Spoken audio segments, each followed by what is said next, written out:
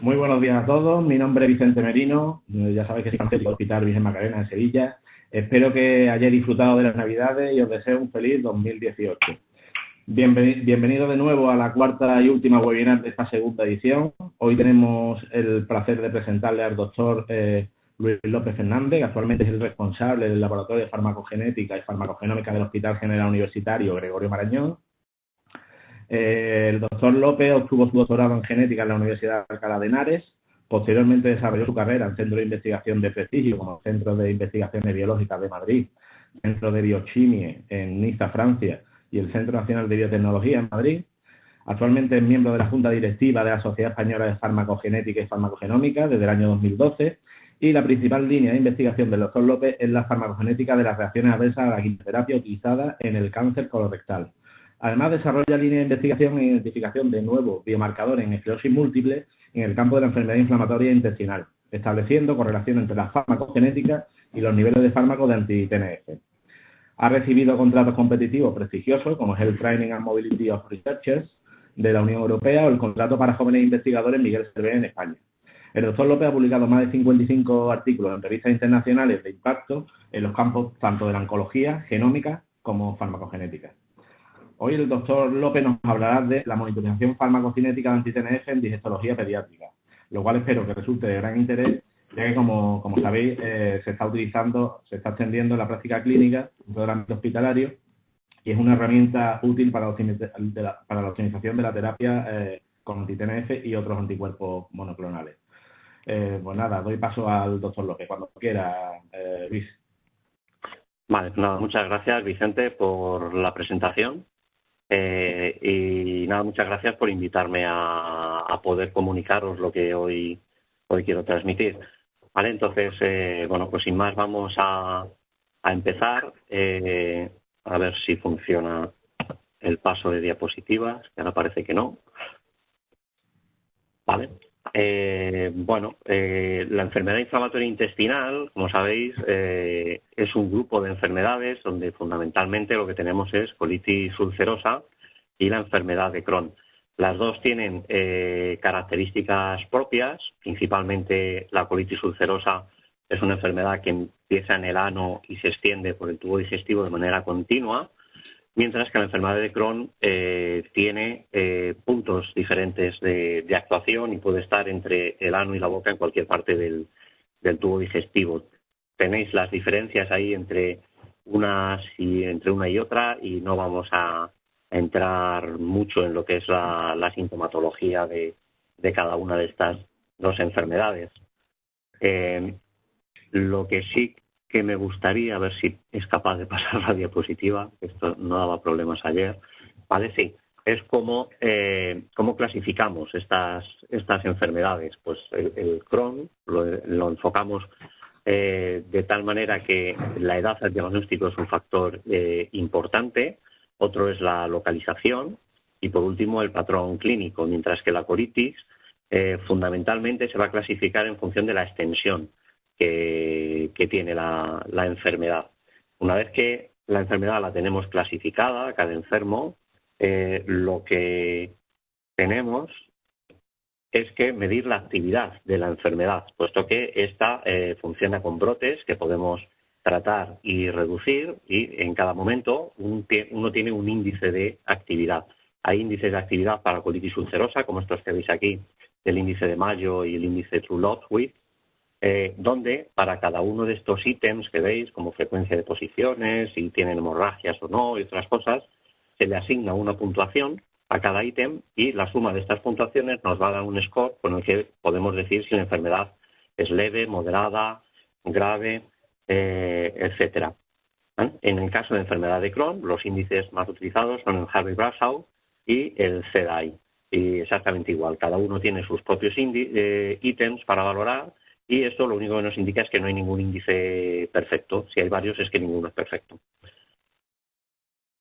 Ya entrando un poquito en la pediatría, lo que vemos es que aquí parece que no funcionan las animaciones. Vosotros veis ahora mismo todo, sí, ¿verdad?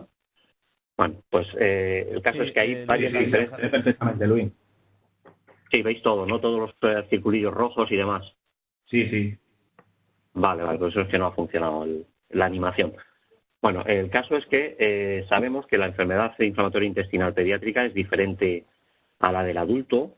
Se piensa que la causa genética es más importante en pediatría, puesto que la enfermedad aparece antes y el ambiente no tiene tanto tiempo para actuar sobre la enfermedad. Y en pediatría tenemos una serie de características como que esta enfermedad, la enfermedad inflamatoria intestinal, va a provocar retraso en el crecimiento, puesto que son niños que tienen que crecer, pueden provocar retrasos en la pubertad, y eso va a hacer que desde el punto de vista psicosocial sea una enfermedad importante, puesto que son personalidades que están en desarrollo y esto puede afectarles de manera severa. En cuanto a la propia enfermedad, de manera digestiva, pues suele tener una afectación más extensa que en adultos y una evolución más severa. Esto se traduce en cuestión de cirugías, que por ejemplo en enfermedad de Crohn la cirugía es un poco más tardía, pero en colitis ulcerosa la cirugía en niños suele ser más precoz que cuando se diagnostica esta enfermedad en adultos.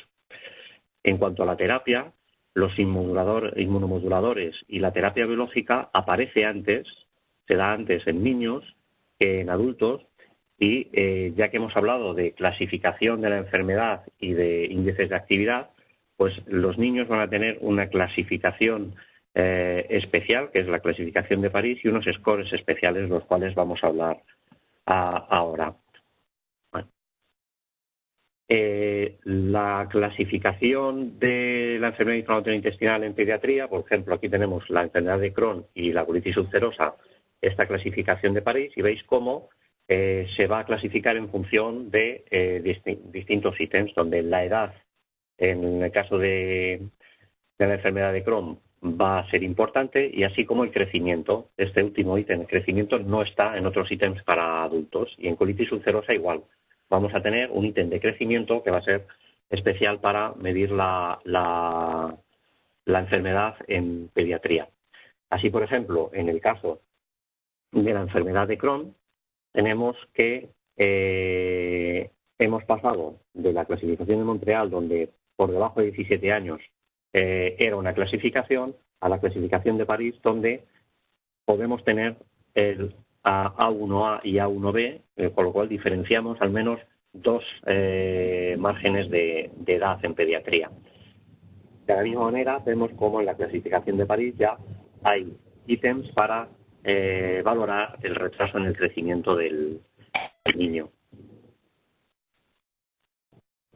En cuanto a la colitis ulcerosa, vemos aquí también diferencias entre la clasificación de Montreal y la de París, donde fundamentalmente vamos a tener estos ítems de retraso en el crecimiento, y veis que también en el tema de la severidad de la enfermedad también varía en esta clasificación especial para niños.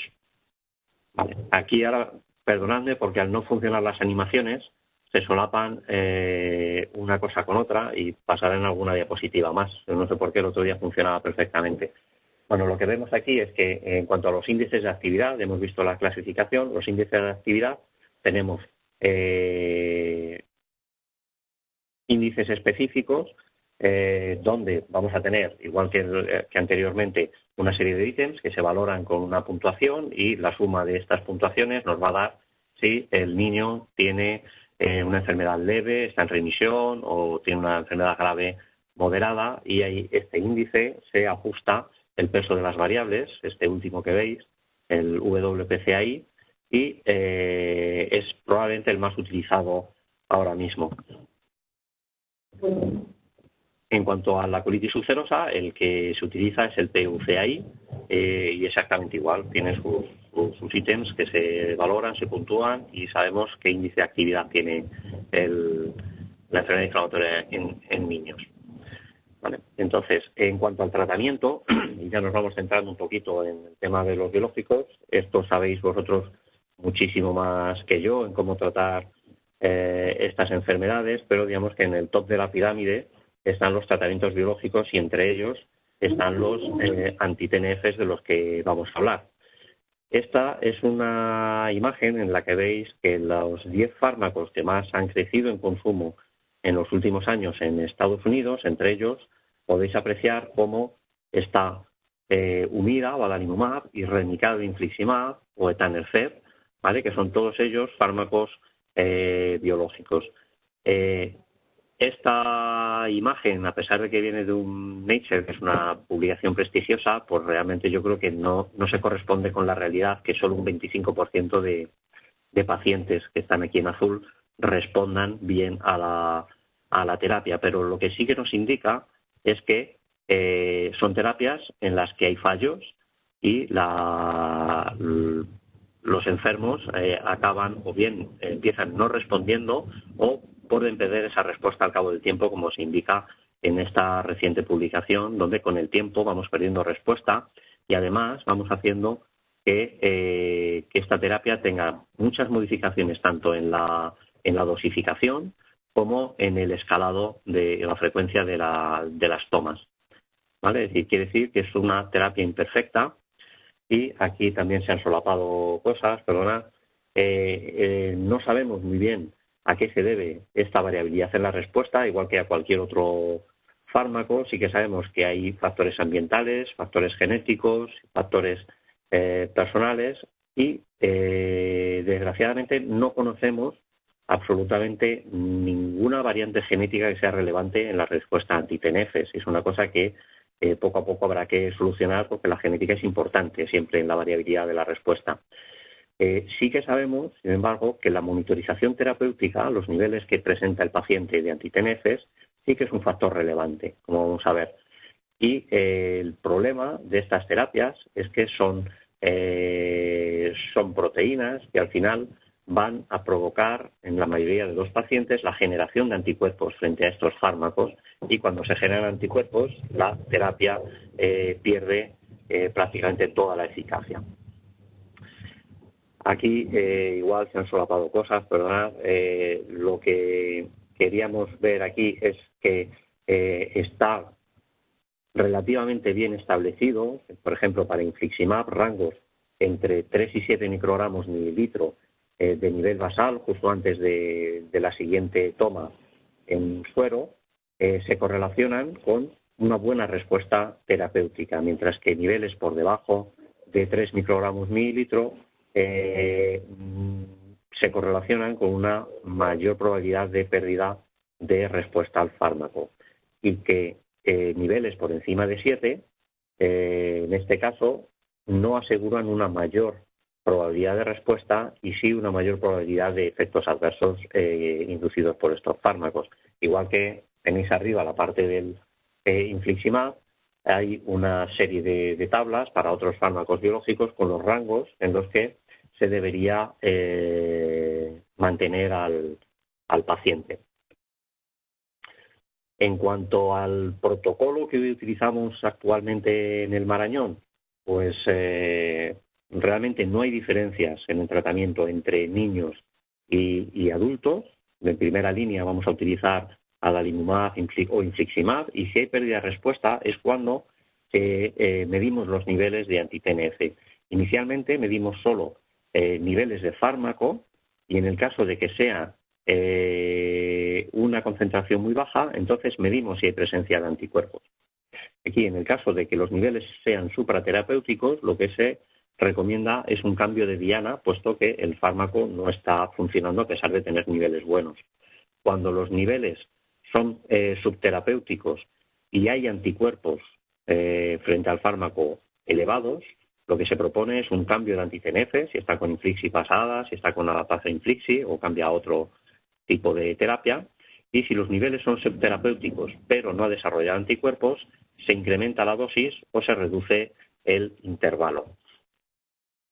La técnica que utilizamos y que yo creo que utilizan la mayor parte de hospitales donde se monitorizan anti-TNFs es ProMonitor, ¿vale? Donde simplemente es un ELISA, donde tenemos una placa con un anticuerpo, ¿vale? Que está pegado y ahí se va a pegar el fármaco o bien el anticuerpo frente al fármaco que haya desarrollado el individuo y vamos a tener un anticuerpo secundario que somos capaces de cuantificar de alguna manera, ¿vale? El problema que tenemos siempre en la monitorización de anti-TNFs es que cuando tenemos el agente libre no hay ningún problema, cuando tenemos un exceso de anticuerpos no hay ningún problema, se detecta bien, pero en situaciones intermedias donde lo que abundan son los complejos fármaco-anticuerpo, esto no somos capaces de detectarlo. Y como no somos capaces de detectarlo, a nivel de tratamiento es diferente si un paciente simplemente tiene niveles bajos de fármaco o sus niveles son bajos porque ha empezado a desarrollar anticuerpos. Entonces, lo que hicimos nosotros para poder detectar esto es una técnica que se llama disociación ácida, que lo que nos permite es separar los complejos antes y en ese momento hacer el ELISA y medir. Así, de esta manera, hemos optimizado que para pacientes que presenten una concentración de infliximab menor a 0,3 microgramos mililitro, somos capaces de ver si ha empezado ya a desarrollar anticuerpos o no. ¿Vale? Esto antes lo hacíamos, el límite lo teníamos en 1 microgramo mililitro y gracias a esto pues hay toda una serie de pacientes a los que vemos que no es necesario hacerle la determinación de anticuerpos con el consiguiente ahorro en la monitorización, que no es nada barata. Vale, en cuanto a las... hay una publicación bastante reciente donde hay toda una serie de recomendaciones o de asunciones de que esto es así en la terapia de monitorización de fármacos biológicos en enfermedad inflamatoria intestinal. Esto lo podéis consultar, ¿vale? Pero simplemente me gustaría destacar aquella en la que el grado de aceptación dentro de los gastroenterólogos es menor, que veis esta de aquí, que de un 24% solo lo aplica. En este caso, más que por que la gente no esté de acuerdo, yo creo que es porque es una recomendación bastante nueva, y es que en pacientes que estén en remisión clínica, pero que tengan unos niveles de fármaco biológico muy bajo o inexistente, son unos buenos candidatos para unas vacaciones terapéuticas. ¿Vale? Entonces esto a los gastroenterólogos les da bastante miedo, suspender la medicación, pero poco a poco yo creo que es una idea que va calando y que probablemente en los próximos años veamos que este 24% aumenta. ¿Vale? Y lo que vemos en todas estas recomendaciones que se hacen en este artículo, no hay absolutamente ninguna recomendación que sea específica para niños. O sea, siempre se asume que lo que vale para adultos vale para niños. ¿Vale? Estas son otra serie de recomendaciones, por ejemplo, los niveles que se aceptan para adultos, que es entre 3 y 8 para infliximab, 5 y 12 para adalimumab, pues son los mismos que se ponen para niños. Sí es cierto que hay algún artículo donde se ha hecho esto y parece ser que que se puede correlacionar, pero evidentemente el número de niños que están en estos estudios es muchísimo menor que el número de adultos, con lo cual, bueno, siempre hay ciertas dudas. Y en cuanto a las recomendaciones, también me gustaría destacar que, por ejemplo, estas dos que están en rojo, en la que cuando se hace una cuantificación de los anticuerpos que genera el paciente, no hay que dar una respuesta como si tiene anticuerpos o no tiene anticuerpos, sino que hay que dar un número, una cuantificación real, puesto que la recomendación puede ser diferente si tiene bajo nivel de anticuerpos o tiene alto nivel de anticuerpos. Y otra cosa que hay que tener en cuenta es que estos anticuerpos pueden ser transitorios, ¿vale? Y entonces no tenemos necesidad de cambiar la terapia, pero también pueden ser permanentes y en ese momento sí. Entonces es importante no hacer una única medición, sino hacer un seguimiento en el tiempo de esos anticuerpos generados para ver si son persistentes o transitorios, ¿vale? Más cosas sobre la terapia. ¿Qué está pasando en niños? Porque, digo, asumimos todo que es igual, pero sin embargo tenemos muchos menos datos y las cortes son muy pequeñas. ¿Vale? Pues estos son artículos relativamente recientes que han salido específicos sobre pediatría, y lo que se vería aquí en la parte que queda oculta es cómo los niveles de infliximab se relacionan con marcadores relativos de la enfermedad. Aquí, por ejemplo, la proteína C reactiva, la calprotectina, la velocidad de sedimentación, de tal manera que los niveles que tiene el paciente en suero, a nivel basal, se correlacionan con estos datos clínicos, cosa que también pasa en adultos. Sin embargo, lo que sí que han visto en este artículo que veis que es de este mismo año es que los niveles de infliximab necesarios para diferenciar entre respondedor y no respondedor en estos tres parámetros, proteína C reactiva, sedimentación de eritrocitos y calprotectina fecal, son diferentes. ¿Eso qué quiere decir? Pues quiere decir que todavía está por definir finamente cuál es el nivel de respuesta o de no respuesta a estos fármacos, al menos en niños. Otra cuestión que preocupa siempre en el tratamiento de estas terapias es qué hacer, si subir la dosis o acortar el intervalo de administración. En este caso, lo que vemos es que cuando tenemos una dosis fija, en este caso 5 miligramos, 7,5 o 10 miligramos, y acortamos el intervalo, 8 semanas, 6 semanas o 4 semanas, vemos que siempre hay un aumento cuando acortamos el intervalo. Y si nos fijamos globalmente, este de aquí de 5 miligramos kilo cada 4 semanas, o 7,5 miligramos o 10 miligramos, vemos que también aumenta. Es decir, las dos posibilidades son útiles para aumentar la concentración de anti-TNF en suero. Sin embargo, me gustaría notar esto que se ve con las flechas rojas, que es que cuando la medida se hace siempre a 8 semanas, que sería el intervalo estándar cuando el paciente está bien, vemos que la subida de niveles es mucho más discreta, de tal manera que incluso a 10 miligramos kilo a 8 semanas, la media está por debajo del nivel terapéutico de 3 microgramos microlitro. Y eso pues a mí me hace preguntarnos si realmente es útil medir a las 8 semanas o convendría medir en un punto intermedio a las 4 semanas, por ejemplo, independientemente de la frecuencia con la que se tome el fármaco, para hacer los resultados evidentemente mucho más comparables. Esto es un tema que yo creo que preocupa bastante, si subir dosis o acortar intervalo, y esto es un artículo reciente también, pero esta vez hecho en adultos, donde lo que hacen es, aquí veis en azul, el efecto de un acortamiento en el intervalo, en amarillo el doblar la dosis, y en rosa veis que se ha hecho las dos cosas, doblar la dosis y acortar intervalo. Veis que en todos ellos los niveles de infliximab suben, ¿vale? Y si analizamos estos resultados un poquito más en detalle, lo que vemos es que para pacientes que tienen una concentración de infliximab menor a 3 microgramos mililitro, cuando se aplica un acortamiento, somos capaces de recuperar a 3 de 25 a los niveles por encima de 3 microgramos mililitro. Si doblamos la dosis, recuperamos a más pacientes, y si hacemos las dos cosas, recuperamos a casi todos los pacientes y los metemos dentro de rango. Y eso, bueno, pues es importante porque doblar la dosis y acortar intervalo es algo que no se suele hacer, pero que nos garantiza que vamos a llevar al paciente a los intervalos terapéuticos. Otro punto importante que se ha demostrado en niños en los últimos años es que como factor predictor el nivel de fármaco en suero hacia la semana 14, hay distintas publicaciones, pero en torno a esta semana, es un buen predictor de si el paciente va a estar en respuesta, en remisión clínica al año o no.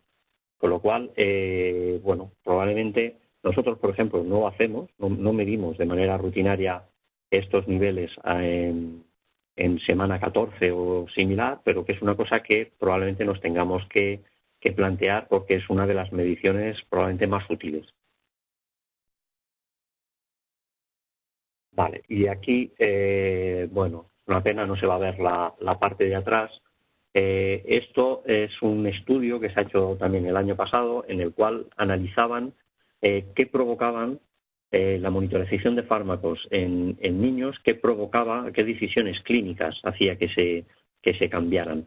Y Y bueno, este es un estudio también hecho con infliximab, donde bueno, los 73 niños están tratados con unos niveles de infliximab pues relativamente buenos, y aquí lo que se veía es que de todas estas había como 40 y no recuerdo bien, pero había como 40 y tantas mediciones en las que no se tomaba ninguna decisión, no había cambios en el tratamiento.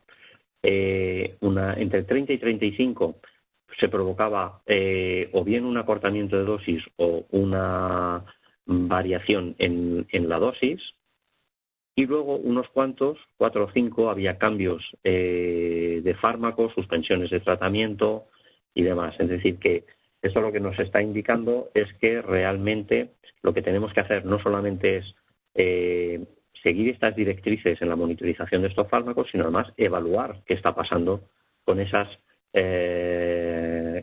mediciones que estamos haciendo y ver si esto a la larga está sirviendo o no está sirviendo. Ellos lo que vieron es que había como un 35% de pacientes que estaban en un rango bajo de niveles de infliximab, y con la toma de decisiones la mayoría de ellos entraba en rango y mejoraban sus patrones clínicos, ¿vale? Con lo cual realmente era útil, incluyen que es útil monitorizar en niños. Y esto viene al hilo de que no es el único trabajo en el que se ve que los niños parece que están infratratados. Aquí, por ejemplo, vemos como en el 38%, si mezclamos colitis ulcerosa y Crohn, están por debajo del rango terapéutico de 3, y es más acusado aún en enfermedad de Crohn, donde casi el 45% de los niños está en niveles subterapéuticos. ¿Vale? Vale, esto es otro artículo también reciente del año pasado, en el que lo que se intenta es predecir, ¿vale? Ir ajustando la dosis mediante una especie de calculadora informática con un algoritmo en el cual nos diga qué dosis tenemos que tomar. Y bien, estudiando únicamente datos clínicos o añadiendo los datos de infliximab, de niveles bien de infliximab o de adalimumab y anticuerpos. Y se crean 3 escenarios. Un escenario en el que únicamente se tiene en cuenta el perfil clínico en la semana 14. Otro escenario, que no se ve aquí, en el que, además de esto, se miden los niveles de inflixi o anti-infliximab en la semana 14. Y otro último escenario, en el que, además de la semana 14, se monitoriza al niño en cada administración y se ajusta la dosis en función de todo esto. ¿Vale? Lo que se ve en este artículo es que quiero que veáis solamente la parte de arriba, en la cual se ha quedado fija la dosis de 5 miligramos kilo y han variado el intervalo. Lo que vemos es que en el escenario C, en el que se tiene en cuenta todo y se va siguiendo el perfil de cambios del niño, no hay cambios en el tratamiento en casi el 62%. Y como veis, contrasta mucho con los otros 2 escenarios. En el caso de que lo que se fije sea el intervalo y se cambie la dosis, vemos como en el escenario A los cambios que se producen normalmente es a un incremento de dosis, mientras que en el escenario C lo que se produce fundamentalmente es un decrecimiento. Pero a la vista de estos resultados parece que fijar la dosis y cambiar el intervalo es lo que mejor le funciona a este modelo predictivo de respuesta anti-TNFs en niños. Pero aún así nos quedan muchas cuestiones por resolver en la terapia anti-TNFs en niños. Por un lado, desconocemos, al menos en nuestro entorno, en España, cuántos de estos niños están en un rango subterapéutico. Algunos hospitales lo sabrán, pero en muchos hospitales no se hace monitorización terapéutica. Yo creo que no hay evidencias suficientes para saber si el rango terapéutico en niños es acertado, utilizar el mismo que en adultos, o tiene algunas particularidades. Los marcadores que tenemos para predecir respuesta anti-TNFs no son suficientes, son bastante pocos, no tenemos ningún marcador genético, y esto es algo que hay que solventar. No lo tenemos en adultos y mucho menos en niños. Y lo único claro es que hacen falta más ensayos, más estudios, y aumentar la N, puesto que casi todas las publicaciones que hay en niños son con Ns muy bajas, de menos de 50, entre 50 y 100, pero nunca más. con estas ideas y estas limitaciones que nosotros veíamos, lo que hemos iniciado ha sido un proyecto de investigación en el cual tenemos una cohorte de pacientes de adultos y otra de niños. Esta cohorte de adultos tenemos dos tipos de pacientes que están en mantenimiento frente a pacientes que han fracasado. Nosotros estamos midiendo los niveles de anti-TNF de los pacientes que están en mantenimiento para saber cuántos están infradosificados, cuáles supradosificados, y estamos mirando genotipos de toda una serie de genes que en algún momento se han relacionado con respuesta a anti-TNFs. Y lo que queremos ver es, primero, identificar variantes genéticas que estén asociadas a respuesta al tratamiento anti-TNFs y, por otro lado, ver si alguna de estas variantes genéticas somos capaces de asociarlo a los niveles de anti-TNFs que presenta el paciente. Pues bien, esto mismo que estábamos haciendo en adultos, lo empezamos a hacer en niños, en un estudio multicéntrico, como veréis después, donde además de ver lo mismo que estábamos viendo en adulto, hemos recogido inicios, ¿vale? Y en estos inicios lo que pretendemos ver son marcadores predictivos de respuesta tempranos, al inicio del tratamiento, ¿vale? Aquí os presento todos los centros que están actualmente en el proyecto metidos. Deciros también que estamos intentando que se meta Macarena de Sevilla y que, bueno, esperemos que estén ya pronto con nosotros y puedan incorporarse al proyecto. Y veis que hay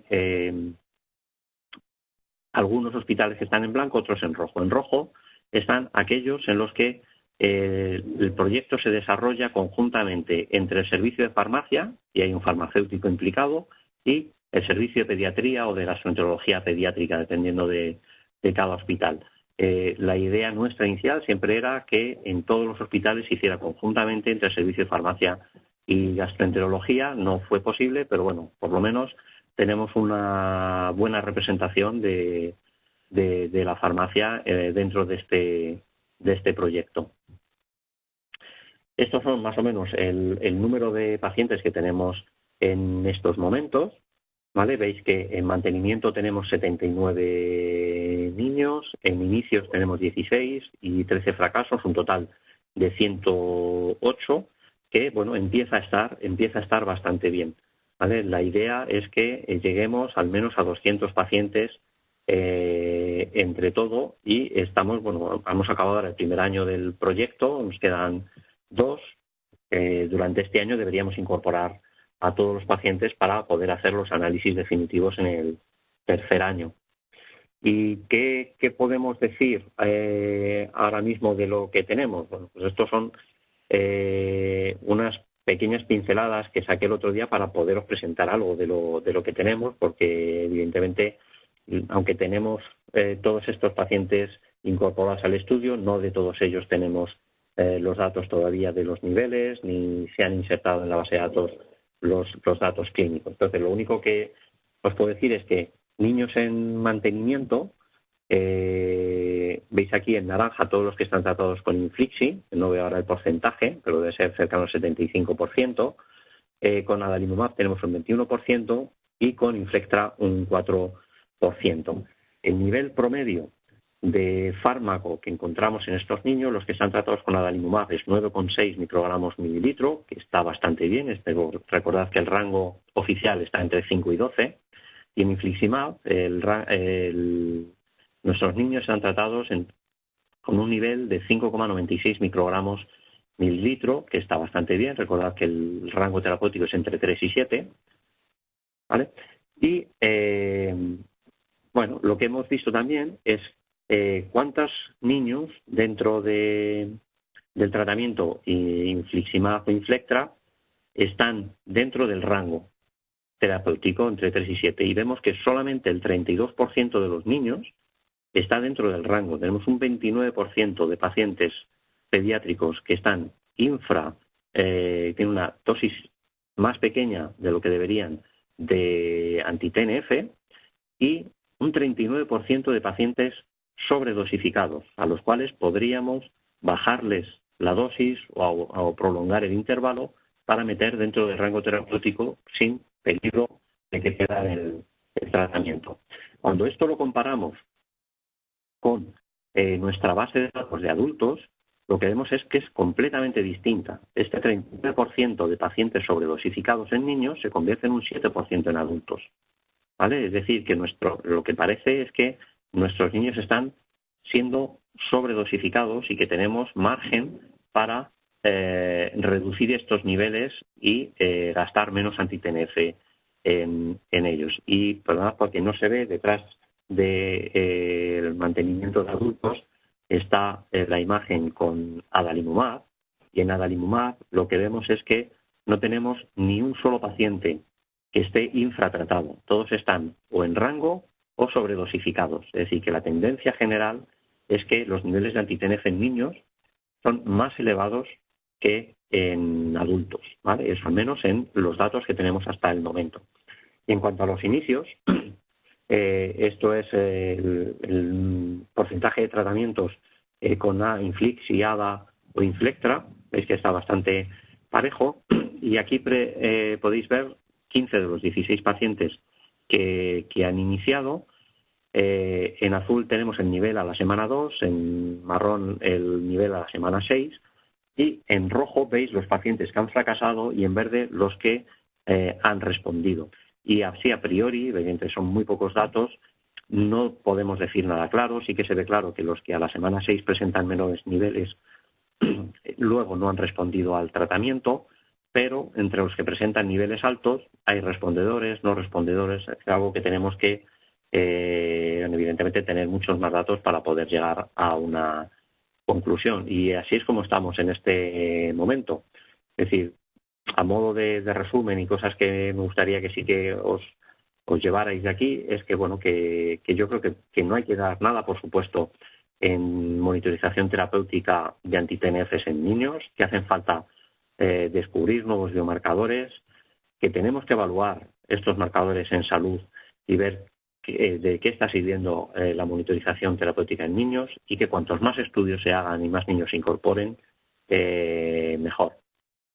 Y nada, finalmente agradecer pues a todos los pediatras, enfermeras que participan de todos los hospitales que habéis visto, a la gente de farmacia de los distintos hospitales, por supuesto al servicio de farmacia del Marañón, sin el cual no sería posible todo esto, y al grupo de biólogos y técnicos que son los que llevamos a cabo toda la parte más técnica del proyecto. Y nada, pues muy agradecido de poderos haber presentado todo esto. Muchas gracias, Luis, por la clarividencia en la exposición. No sé si la audiencia tiene alguna pregunta para nuestro ponente, pero si no, me lanzo yo. A ver, vale. Según has comentado, según las recomendaciones del Grupo de Australia, en el cual se encuentra Van de Castells, ya sabemos que es el investigador principal del ensayo TAXI, dice que la estrategia es distinta de si tenemos un nivel de anticuerpo antifármaco bajo o alto. ¿En qué punto de corte marcarías tú la diferencia? ¿Y qué diferencia de estrategia tomarías tú para infliximab y para adalimumab en ese caso? Vale, yo creo que más que punto de corte, yo lo que miraría es si los anticuerpos son persistentes o no. Porque si tú tienes poco nivel de anticuerpo, aunque tengas poco, quiere decir que no tienes infliximab o adalimumab que esté libre y que por tanto pueda ejercer su función. Entonces, aunque tengas pocos niveles, pero es una cosa que es mantenida en el tiempo, quiere decir que no estás teniendo el fármaco biológico actuando. Y ahí yo creo que da lo mismo que tengas muchos o que tengas pocos. Pero lo importante es si son persistentes o transitorios. Vale, y en el caso de que sean transitorios, ¿cómo actuaríamos? Es decir, en una segunda detección veríamos que si han desaparecido, mantendríamos la misma dosificación, habría que aumentar, intensificar. Yo creo que la mayoría de la gente lo que hace es cuando detecta unos niveles que son bajos y parece que pueden ser transitorios, incrementa dosis. incrementa dosis o disminuye el intervalo. Y ahí, si aumentan, pues automáticamente se cambia de fármaco, y si es capaz uno de eliminarse los anticuerpos, pues entonces sigue con esa terapia. Vale, muchas gracias. Revisamos a ver si hay alguna preguntilla. Dice, ¿qué explicación dais al elevado número de pacientes adultos que están infratratados, infraterapéuticos, ¿no? En niveles infraterapéuticos? Pues probablemente es porque no se están monitorizando. Estos son pacientes que están en un estudio de investigación. Normalmente los pacientes que se monitorizan son los que fracasan, o los que se empieza a ver signos clínicos de que pueden estar fracasando.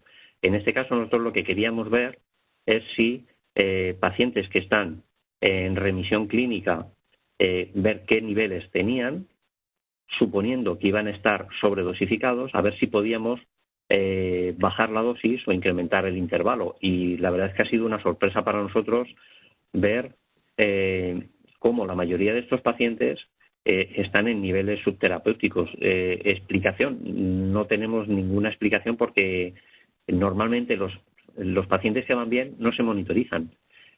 Probablemente lo que pueda estar pasando es que el paciente que va bien por sí mismo, y el fármaco está haciendo un efecto muy pequeño.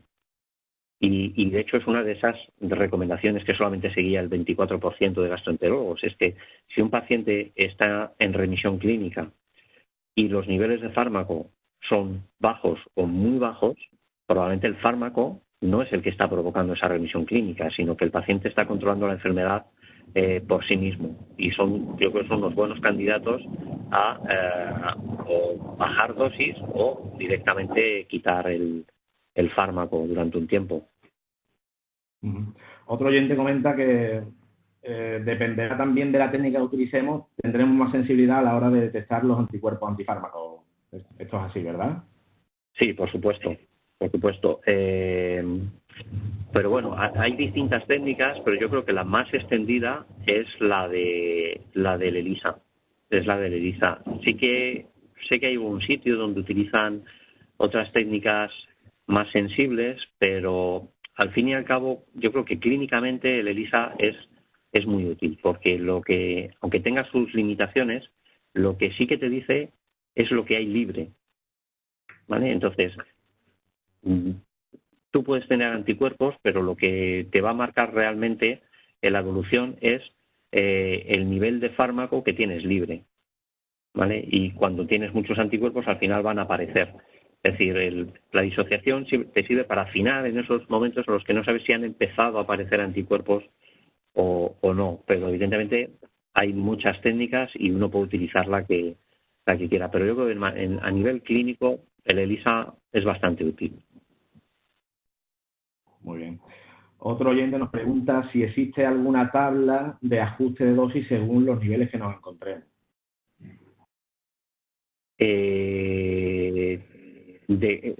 No sé si se referirá a cuánto subir o a cuánto bajar, sí, o a qué intervalo poner.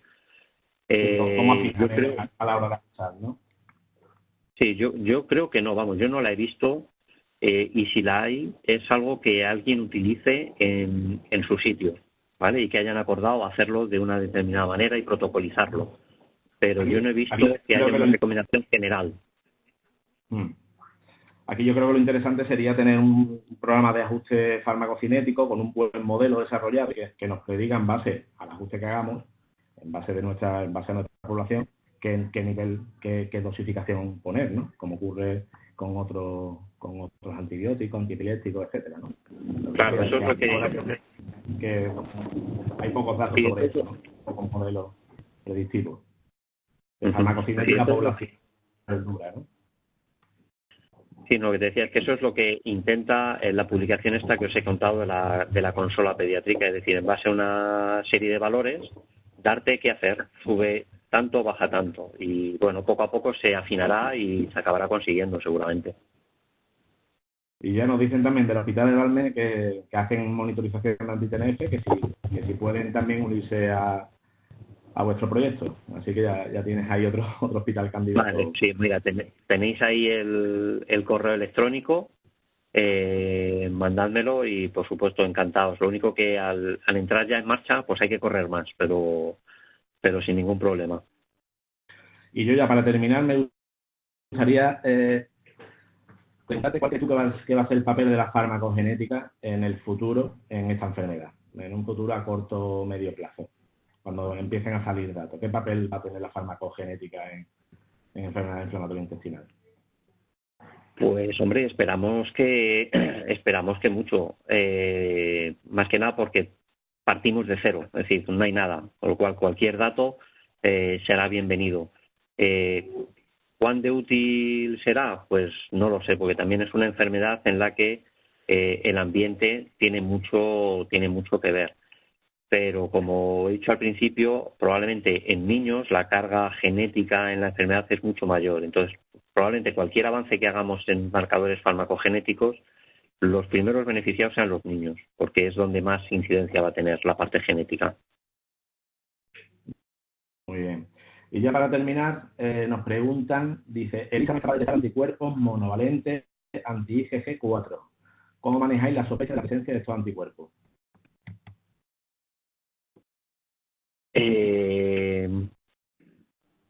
Pues no lo hacemos, no lo manejamos de ninguna manera. Nosotros detectamos lo que detecta el ELISA y es lo único que podemos hacer. No nos hemos planteado hacer nada con los IgG4. Vale, perfecto. Bueno, pues nada, pues ya solo me agradecer al doctor López como al asistente el que nos hayan estado acompañando esta mañana, no tenemos más tiempo. Deciros que aquí se acaba esta segunda edición de webinario sobre estabilización biosimilares. Os mantendremos informados desde la SED para próximas ediciones y solo comentaros que para mí ha sido un verdadero placer estar con todos vosotros en estas sesiones tan enriquecedoras y espero que hayan sido de vuestro interés. Muchas gracias y que tengáis buen día.